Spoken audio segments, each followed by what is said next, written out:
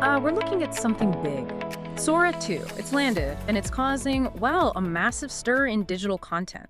If you're creating content, marketing it, or frankly, just trying to follow where the money's going in creative industries, you really need to get a handle on this quickly. Yeah, and this isn't just, some far-off tech prediction. It's happening right now. The numbers are pretty staggering. Our sources show Sora 2 hit over 620,000 iOS downloads in the first week alone. Wow. That tells you something, right? It's not just buzz. People are actively grabbing this tool. There's real demand. Okay, so that's our mission today. Let's get past the hype, the noise, maybe some of the anxiety too. We're going to dive into the sources, look at that tension, the excitement versus the real concerns, and most importantly, figure out how you, the creator, can actually use this thing, like starting now. All right, let's unpack this. The sources keep saying the output is scarily good.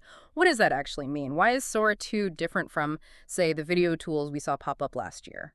That's the core question. The older models, they really struggled with a couple of key things. One was temporal consistency. You mean like objects just flickering or changing halfway through a clip? Exactly that. And the other big one was just realism. Getting complex motion, lighting, the physics of a scene, right? Yeah. They often felt off. So Sora 2 seems to, kind of crack that. It's not just about sharp images. It's that it can keep things consistent. Objects stay put. Camera moves look real. The lighting behaves properly across a whole minute of video. A full minute. Yeah. And that's why it's comparable to stuff that might take a human team days, maybe weeks, to shoot and edit. It seems to, understand the physics underneath it all. Okay, and that efficiency, that power, that's Yeah. where the friction comes in, right? It sounds amazing, but it also immediately makes people worry about, well, replacement. Our sources mention big names like Mr. Beast, talking publicly about how this could genuinely replace jobs, especially production roles focused on just, doing the filming or the rendering. And look, that concern, it's legitimate. We can't just brush it off. If your main job is the purely technical execution, setting up shots, lighting, getting B-roll, yeah, automation is knocking at the door, loudly. But the sources also pivot here. They talk less about threat, more about evolution. The idea is that the value shifts. It moves away from the hands doing the work and more towards the mind, guiding the process. So if the execution part gets automated, what's left? Is it just your unique voice, your perspective? But is that enough? I mean, is it a bit naive to say just rely on your vision when the actual costs of making stuff are plummeting? Maybe not naive, but we need to be clear about what vision means now. The sources suggest it's more about critical judgment. And rapid iteration. Okay. Your value isn't just in knowing camera settings anymore. It's in mastering the prompt, how you describe what you want, the concepts you frame for the AI. Think about it. Sora 2 lets you try out, say, 50 different visual ideas in an afternoon, something impossible before. Right, instead of spending a week just shooting one version. Exactly. So the skill becomes recognizing which of those 50 is actually good, which one fits your brand, tells the story best, how to tweak it. That's a human skill. That's editorial judgment. That clicks. So the creator's role shifts to being more like a conductor, maybe, guiding the AI orchestra instead of playing every instrument. Okay, so if the core creative idea is still key, how do we actually start using this? Let's talk tech integration. The sources mentioned Hchan and Nvidia. What does that mean practically for, someone listening? Right, integration is absolutely vital. Sora 2 is impressive alone, but connected to other tools. That's where things get really interesting. Take Hchan. For anyone not familiar, Hchan is a big player in creating super realistic digital avatars, faces, that kind of thing. Okay, so I can see the link. Sora 2 generates the scene, the background, the camera moving around, maybe some action, but maybe you need a specific person, like really expressing emotion up close. Precisely. You use Sora 2 for the world, the environment, the motion. Then you bring in an Hchan avatar for that detailed, controllable human element. Combine them, and suddenly you can create really high-quality, story-driven videos without needing actors or sets or anything physical. It massively expands what you can even think about creating, especially if you need consistent characters. And NVIDIA, the sources brought that up too. That points to the processing power needed, doesn't it? This isn't running on a smartphone easily. Definitely not. Generating a whole minute of this quality video takes serious computing power. The NVIDIA integration helps manage that.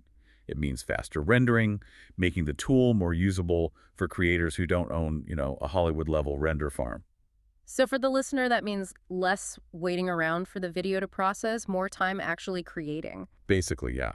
Better workflow, faster turnaround, more time to refine your ideas instead of watching a progress bar. Let's make it super practical. Say I'm a podcaster, or maybe run a small business. Yeah. What's a simple, immediate way I could use Sora to, like, right now, without getting overwhelmed? Okay, good question. Start with the low-hanging fruit.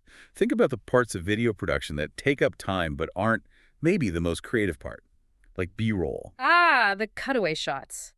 Like footage of a city, or hands typing, or something abstract to break up a talking head. Exactly that. It adds visual interest, but finding or shooting good B-roll can be a pain. So instead of scrolling through stock sites for hours, or trying to film something generic myself, I can just tell Sora to generate a 10-second clip of a sun-drenched coffee shop, slow motion steam rising, warm tones, and it matches my main video's vibe. Precisely. That's a perfect starting point.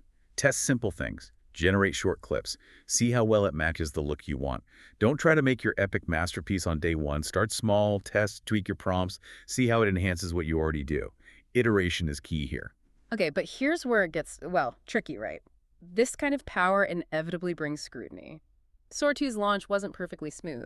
There were questions, big ones, about copyrighted material in its training data, and the whole deepfake issue looms large. Absolutely. And we have to talk about the guardrails. The industry is watching this like a hawk. Those early concerns about training data, what images and videos did the AI learn from and who owns them, they forced the developers to implement much stricter rules. For you, the creator using these tools, this means there's a clear ethical responsibility. And frankly, an operational one too. You need to be careful.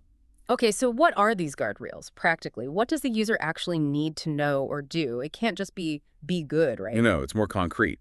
The guardrails are kind of twofold, technical and behavioral. Technically, the platform itself, Sora 2, has filters built in. They're designed to spot and block prompts asking for, say, well-known copyrighted characters or specific living celebrities or harmful content.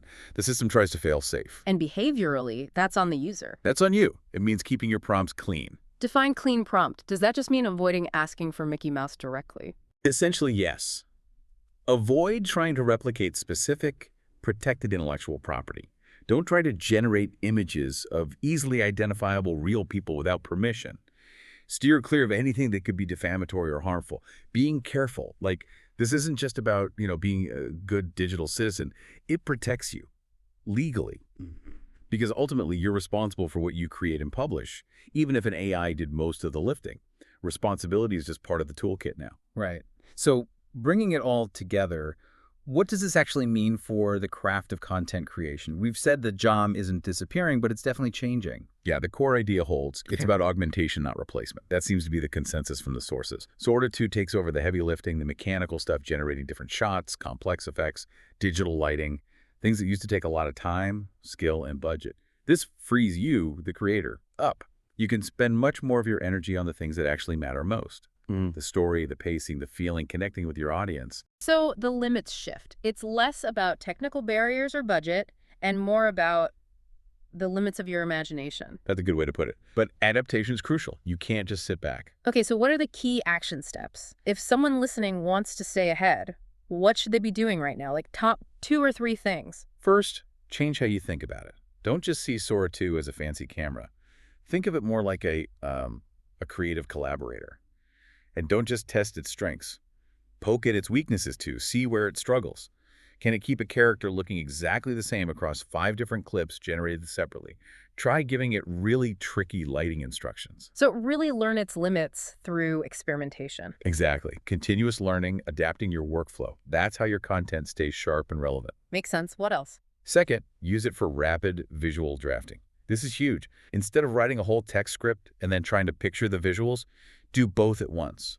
Use prompts to generate quick visual mock-ups for your scenes as you write. Ah, so you can see potential problems with pacing or the visual flow way earlier. Way earlier. It speeds up the whole creative feedback loop. You can see if an idea works visually almost instantly. Okay. Look, bottom line, Sora 2 is, well, it's a challenge to how things were done, no doubt, but it's also probably the biggest opportunity for creators we've seen in maybe a decade.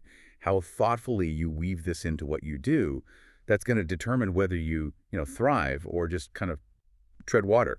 Your creativity, your voice, your vision, those are still your most important assets. Okay, so let's leave everyone with a final thought to chew on. We've talked a lot about automation. If tools like Sora 2 really can automate huge chunks of production, the B-roll, the effects, maybe even initial drafting, what part of the human creative process, maybe something we didn't value as much before, suddenly becomes the most valuable thing? What's the new premium skill in this era? Is it curation? Is it emotional intelligence? Something else entirely? Mull that over next time you're crafting a prompt. Until next time, keep diving.